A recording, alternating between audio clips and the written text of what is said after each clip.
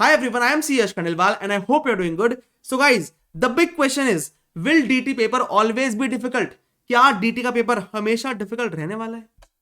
बताइए सर, क्योंकि बहुत सारे बच्चों के मन में ये क्वेश्चन रहता है जो बहुत टाइम से DT क्लियर नहीं कर पा रहे हैं. बच्चे पढ़ते हैं, प्रिपेयर करते हैं, बट भी पेपर में जाके नहीं लिख पाते DT, फिर भी नहीं लिख पाते. एंड कुछ बच्चे प्रिपेयर करते हैं बट उनका उस लेवल का प्रिपरेशन रहता ही नहीं है कि वो DT का डिफिकल्ट पेपर टैकल कर सके.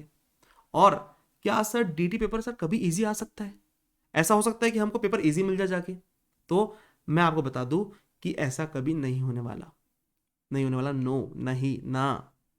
क्यों सर?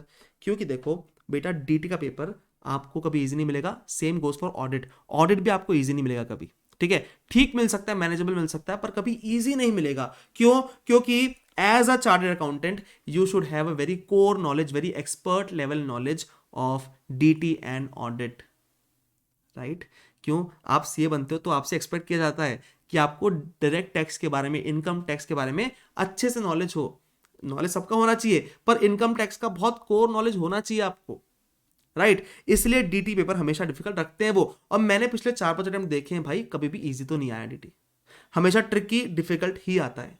तो क्या सर हम उम्मीद रखना छोड़ दें? नहीं. तुम पेपर से क्यों उम्मीद कर रहे हो? तुम खुद की उम्मीद बढ़ाओ ना. तुम खुद इतने अच्छे से पढ़ो कि अगर पेपर डिफिकल्ट भी आया तो हम उसको बना लेंगे.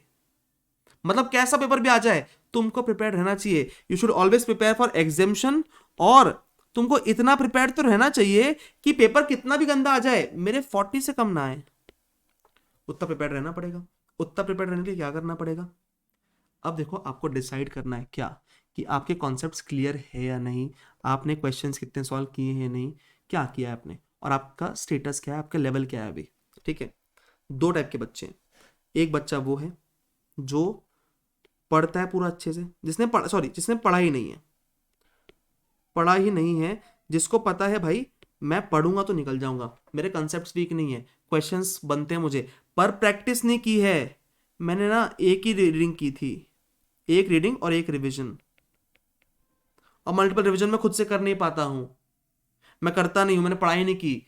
बेटा तुम लोग अगर इस वाले उसमें हो ना, तो आप अच्छे से पढ़ो, फिर से मल्टीपल रिवीजन्स करो. कम से कम 4 रीडिंग करनी पड़ेगी DT की. 3 तो मिनिमम करनी पड़ेगी. 4 मैं बोलता हूं करने, पर बच्चे नहीं कर पाते 4. 3 तो करनी पड़ेगी मिनिमम. मैंने 4 की थी. और मैं बच्चों को, मेरे जो क्लास के स्टूडेंट्स हैं उनको 4 करवाने का प्लान देता हूं. ठीक है. दूसरे बच्चे जिसने पूरा पढ़ा है, क्वेश्चन सॉल्व भी किए हैं, रिवीजन भी किए हैं, उनको समझ नहीं आ रहा क्या करे. भाई इन लोग को तो फिर से अच्छे से पढ़ना है, और आपको पता है आपकी गलती क्या है. ठीक है, इनको पता है. बट जो लोग पढ़ रहे हैं, पूरा अपना ट्राई कर रहे हैं, उनको समझ में नहीं आ रहा, मैं बोलता हूं please go for a fast track class. Sir कौन सी? सर आपकी ले? नहीं, मैं ऐसा नहीं बोल रहा बिल्कुल भी. ये आपको जिसकी भी लेना उसकी ले सकते हो, मेरी लेना मेरी ले सकते हो, किसी और टीचर की जो आपको पसंद है उसकी ले सकते हो, बट प्लीज क्लास ले लो, क्योंकि आपसे नहीं हो रहा है. आप वो 40 के पार आ ही नहीं पा रहे हो. बहुत सारे बच्चे थे मेरे स्टूडेंट्स पिछले बार जो बहुत अटेम्प्ट से ये इशू फेस कर रहे थे कि 40 के पार नहीं आ पा रहे थे. इस बार भी DT में फेल हुए बहुत सारे लोग. क्यों? क्योंकि उनके 40 के ऊपर ही नहीं आ पाए. सब में पास है, 40 के ऊपर नहीं आया DT में, उसका नहीं रुक गया ग्रुप. क्यों ऐसा कर रहे हो? या फिर DT में ऐसा, SCMP में भी ऐसा हो रहा है बच्चों के साथ. मैं बोलता हूं यार क्लास लो, खत्म करो ना. Why you are struggling? और आप अगर, tell me one thing, don't do the same mistake if you want a different result. Right? अगर आप सेम मिस्टेक करते जाओगे तो how can you expect a different result? So do something. आप same जो जिस तरीके से पढ़ रहे हो उस तरीके से मत पढ़ो, अब उसको चेंज करो. क्या गलती करो समझो, मल्टीपल रिविजन्स करो, कंसेप्ट अपने स्ट्रांग रखो. और आपको कंसेप्ट स्ट्रांग रखने पड़ेंगे.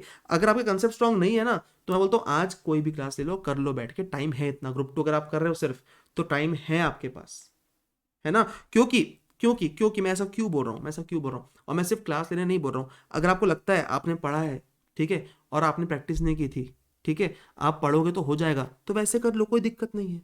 4 रिवीजन करना और कर लेना. ठीक है, रिवीजन वीडियो मेरे भी आएंगे, सबके आएंगे, कर लेना उससे. बट आपको ऐसा लगता है कि नहीं सर मैं तो पढ़ता हूँ, पर मुझे कंसेप्ट समझ में नहीं आते हैं, कंसेप्ट वीक है मेरे, तो फिर क्लास कर लो ना भाई. क्योंकि आपका पेपर अगर डिफिकल्ट पेपर भी आया ना, तो कंसेप्ट्स आपको पार कराएंगे, कोई क्वेश्चंस की प्रैक्टिस कोई कुछ नहीं आपको पार कराएगा, सिर्फ कंसेप्ट्स पार कराएंगे। क्यों? क्योंकि आपको जब ऐसा पेपर आता है तो you have to stick to the basics, basics में जाके काम करना पड़ता है और सॉल्व करना पड़ता है पेपर। और अब मेक श्योर अपने को ये करना है कि मिनिमम हम लोग 40 तो स्कोर कर ही ले। देखो प्रिपरेशन अपना एग्जामिनेशन की करना है, 60+ 70+ की प्रिपरेशन करना है, ठीक है। पर अगर वर्स्ट टू वर्स्ट केस भी आता है ना तो 40 से कम नहीं आना चाहिए, इसकी प्रिपरेशन करना है, राइट। तो आज से आप समझो आप किस स्टेटस पे हो, किस लेवल पे हो, अपनी गलतियां लिखो और उस पर काम करना चालू करो, ठीक है, ठीक है। और दूसरी बात, सर एग्जामिनेशन कैसे लाएं, एग्जामिनेशन की स्ट्रेटजी बता दो सर। बेटा एग्जामिनेशन की स्ट्रेटजी के लिए एक वीडियो आएगा मेरा कल, जिसपे अपन पूरा डीटी में कैसे एग्जामिनेशन स्कोर करना है उस पर स्ट्रेटजी डिस्कस करेंगे, ठीक है। वो आप देख के आराम से प्लान कर सकते हो। मैं चैप्टर वाइज आपको स्ट्रेटजी बताऊंगा कि इस चैप्टर में कैसे काम करना है, क्या करना है, सब बताऊंगा। उस पर आप पढ़ के उसको देख के आप समझ सकते हो पूरा, ठीक है।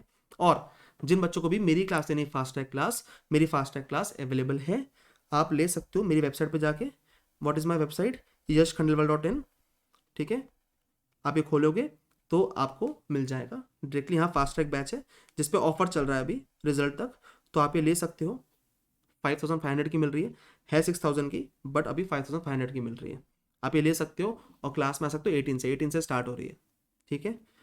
और नहीं करना है क्लास तो प्रिपरेशन चालू कर दो और पढ़ो आज से, समझो गलतियां क्या गलतियां करो, उस पर पढ़ाई करना चालू कर दो, ठीक है। और सिर्फ मेरी क्लास नहीं, किसी और टीचर की जमती है आपको उसकी क्लास ले लो, कोई दिक्कत नहीं है।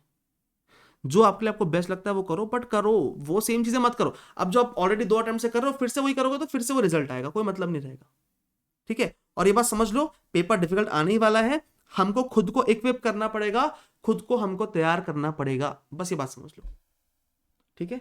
That's it, thank you so much. और कोई भी डाउट आपको डीटी को लेके, मैं कल एग्जामिनेशन स्ट्रेटेजी लाऊंगा डीटी की, पूरा XYZ एनालिसिस बना के दूंगा आपको कि कैसे कैसे क्या क्या पढ़ना है, ठीक है। ओके चलो, थैंक यू सो मच। और ABC एनालिसिस मत फॉलो करो डीटी में प्लीज प्लीज, वो कल बताऊं क्यों नहीं करना है, ठीक है। चलो okay, thank you so much, bye bye, see you.